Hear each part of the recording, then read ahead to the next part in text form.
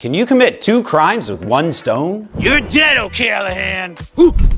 Oh, Jeff! Jeff, I'm so sorry. That wasn't supposed to hit you. Well, that's assault and battery. But I was aiming for this loser. True, but when you miss, your intent follows, whether it's a fist, a bullet, or in this case, a rock, all the way until it lands. Unfortunately for you, it landed on this guy's noggin. Fine, I'm charged with the crime I was gonna commit anyway. Big whoop. Don't forget our startled friend right here. He missed, but I was so scared he was gonna hurt me. 2 crimes, 1 stone. Things you think are illegal that are actually totally legal. Number 1, underage drinking, sometimes. The minimum drinking age in all 50 states is 21, but 45 of them have legal loopholes, like for religious reasons or if you're on private property and your parents give you permission. Hey son, how was drinking wine at church today? It was great, Dad. Say, can you toss me, your 16-year-old son, a beer? Sure, we are in the privacy of our own home after all. Sweet, I love living in Colorado. Number 2, marrying your cousin. It's not just for Alabama anymore. If you live in one of the blue states below, you too are free to have a wedding that will make everyone feel uncomfortable. Do you, Daniel, take Daniela as your bride? I do. And do you, Daniela, take Daniel as your husband? I do. You may now kiss your cousin.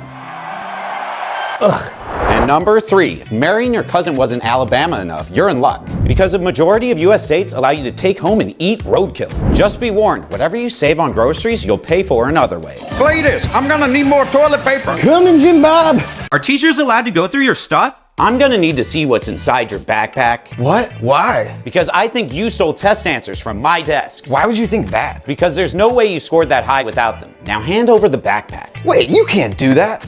Right, Mike? He's right. Teachers don't have a right to randomly search him. Ha! What about a strong hunch? Nope. Reasonable suspicion is more like another student informing you that a student is carrying weapons or contraband.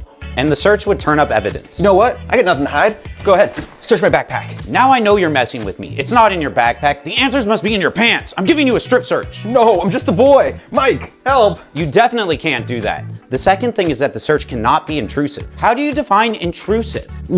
By the student's age and gender, the gender of the teacher doing the search, and the rule or law you suspect is being broken. Yeah, you can't jump down my pants for test answers. But he could maybe if he thought you had a weapon. Fair enough. Maybe I was wrong. Maybe you scored so high because you've been hanging out with Mike so much. Exactly. I'm gonna search your vehicle. Saw, dude. How high are you? No, officer, it's hi. How are you? Cut the funny business. I wanna search your car. May I ask why? Your vehicle smells of the devil's lettuce. Well, this is a legal state, and the smell of green does not constitute probable cause in this state, so... Yeah, well, what if I tell you that your eyes are also red? Well, I haven't smoked, and since cops can legally lie to you, and you're most likely trying to get a reaction out of me, what if I told you that red eyes can be attributed to dry eyes and allergies? Yeah, well, where are you coming from? I choose not to respond to that question. Well, do you mind if I search the vehicle? No, I do not consent to a search unless you have something like a warrant. I don't need a warrant to. Actually, in this situation, you do need a warrant or probable cause. And looks like a new taillight. Have a nice day. Rent's due and Jeff doesn't have his money. Tonight on the House of Jeff. Jeff, this place is a mess. Sure is, Jeff. Jeff, wasn't it your turn to do the dishes? Sorry, Jeff, must have forgot. Jeff, did you send in our rent payment? Jeff, hop off my Jeff. Whoa, Jeff hasn't been Jeffing any of the housework and hasn't paid rent. That is so not Jeff. What do we do about Jeff? Can you call that lawyer? What was that? Nothing, Jeff. Shh. Jeff, I'm Mike. What seems to be the problem? Thank Jeff Mike was here. He got here so fast and explained everything to us. Can we sue Jeff for not paying his part of the rent? So when all 3 of you signed a lease with your landlord, you became co-tenants. Co-Jeffs. Right, but that makes you guys joint and severally liable, meaning that if one of your co-Jeffs doesn't pay, you still need to get the full rent to your landlord. Oh, Jeff. You should first send a written request to your co-Jeff for the exact amount owed. Does that mean? Yes, if he doesn't respond after the demand letter, you can sue in small claims court. Oh, yeah, Jeff. Mike is the greatest. He's an honorary Jeff. How long would you go to jail for stealing the Declaration of Independence? Now, there's a couple different kinds of theft, including petty theft and grand theft. Petty theft usually involves stealing something worth less than $500 to $1,000, and it depends on what was stolen. Grand theft is reserved for higher value items, or something such as, my car! Sorry, Mike, there's something I must do. I have to steal the Declaration of Independence. Petty theft could land you up to 1 year in jail, whereas grand theft could land you 2 to 20 years, depending on the value of the property. But what would happen if you stole something like the Declaration of Independence? It would lead me to a treasure that Benjamin Franklin hid in ancient Washington, D.C. No, really, stealing the Declaration of Independence would add up. First off, there's theft of a major artwork and robbery of personal property of the United States, which would get you 10 and 15 years respectively. Yeah, but I have a plan. First off, I'll pretend to be a museum employee. Pretending to be a government employee adds 3 years. Well, I'll take my piece.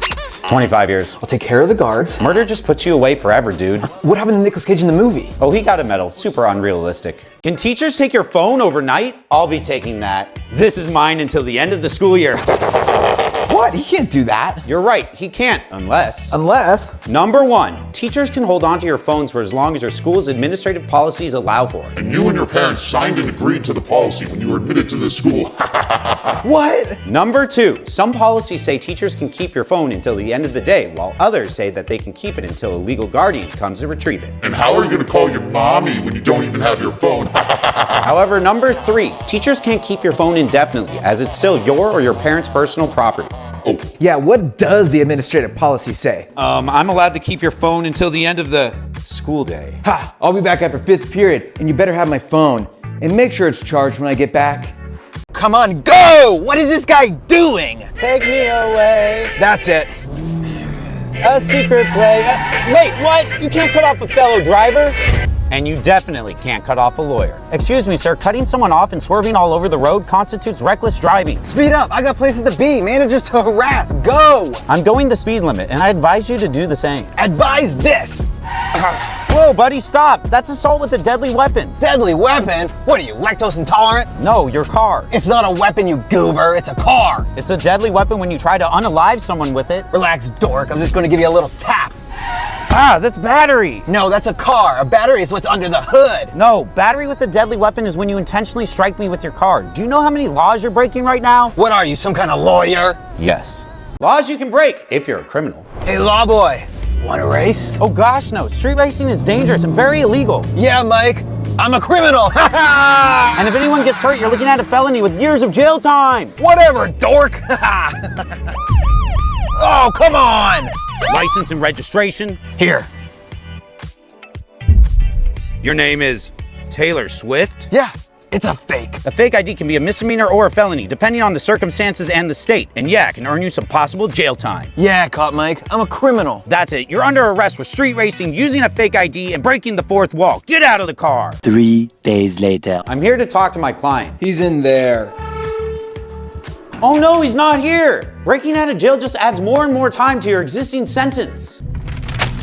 Yeah, Mike, I'm a criminal. Things you think are illegal that are actually totally legal. Halloween edition. Number 1, backyard burials. Wow, Mike, those gravestones look so real. Thanks, they're actually my buried loved ones. Haha, what? Yep, in most states, as long as it doesn't conflict with zoning laws, I can bury my loved ones in my backyard. Stop it! Must be the wrong zone. Oh well, I got this. Number 2, owning a flamethrower. Why do you have that? That can't be legal. It's actually legal in 48 states, and in California, you just need a license. Where's the ones that you can't have one? Maryland. Those crab cake loving fools. We're screwed. Not today. Number 3, eating your pets. What is that? Beef? Chicken? Dog. What? Yeah, it's technically legal to eat your pets in 43 states. But is it legal to feed them to zombies? Now that would be an interesting case. 3 ways you're making your home a target for criminals. Number 1, leaving a spare key in an obvious spot. No one will suspect that the only large fake rock out here has a key under it in case of emergencies. Wow, this rock looks really out of place. Look, a key. How shocking. Now I'm gonna steal your stuff. Number 2, keeping your clicker in the car. Ah, what a lovely day. It's so convenient leaving my garage clicker in the car. I'm gonna go check on my secret porch rock. Do I have to explain why this is dangerous?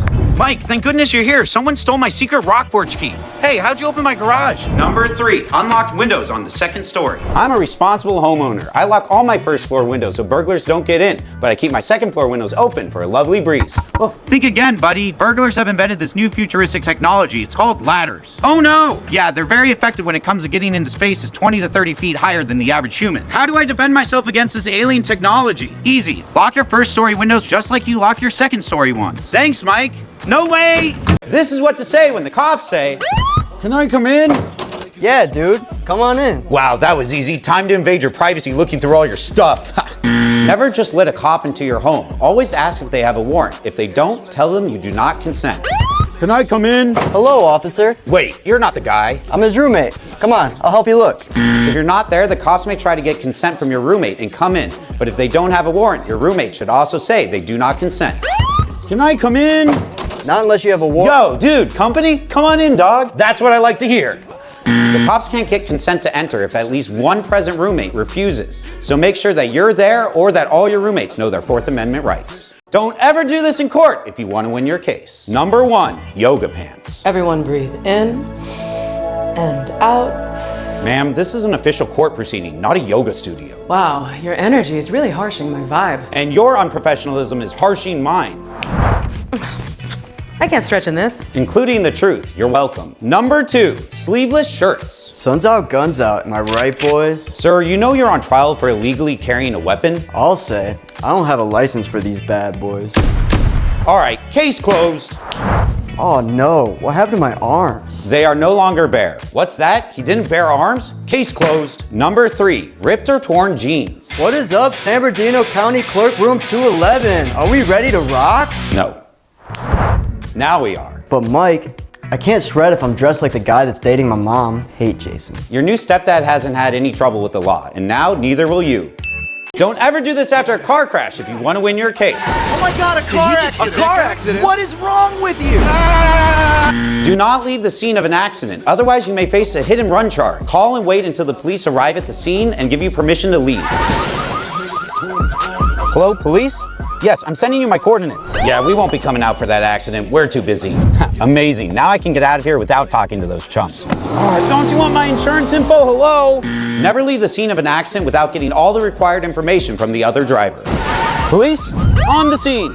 Other drivers, here's my info. And here's mine. Sign here.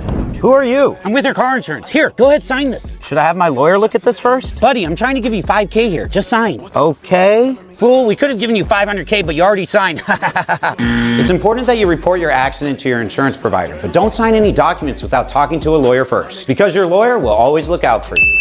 Can teachers stop you from going to the bathroom? Teacher, can I please go to the bathroom? No. But why? Because I love watching students suffer. Mike, can we do that? Technically, yes. Teachers can stop you from going to the bathroom unless... Unless what? Hurry! Number 1, teachers can't stop you from going to the bathroom if you have a medical condition that requires you to do so. That's right. Do you have a note from your doctor saying you can disrupt my class every 10 minutes? No. Then suffer. Number 2, even if you don't have a medical condition, if you were physically injured or suffered emotional damages from the incident, you may be able to sue the teacher or school. Oh, you gonna cry? Go ahead, at least something's taking a leak. Just you wait. I'm taking this to court. And number 3, if your teacher is being unreasonable, you can still talk to your principal or parents and see if they can resolve the situation. What are you gonna do, call your mommy? Yes, and she's gonna call your boss. Oh, you know what? Fine, go to the bathroom. You know what? I don't have to go anymore. Is joining the Mile High Club actually legal? Actually, it's a lot more complicated than you think. Hey, Mike, do you wanna? In a minute, I'm educating my followers. Anyway, it's actually not illegal for you and your cutie to get down and dirty in the great bowl in the sky, but there are some caveats. Mike, can I come in? Occupied. Wait your turn. I'm coming in. That wasn't illegal, but if you get caught, the airlines could very well ban you for life. That was fun. Do you wanna? Absolutely not. While smashing baddies in the airborne porcelain throne isn't a crime, anything hot and steamy in your seat is. You're no fun. I don't associate with criminals. Fooling around anywhere else in the cabin could be considered indecent exposure and could get you in some serious legal trouble. Sounds like we're expecting some turbulence. Oh gosh, really? Then I better wear my seatbelt.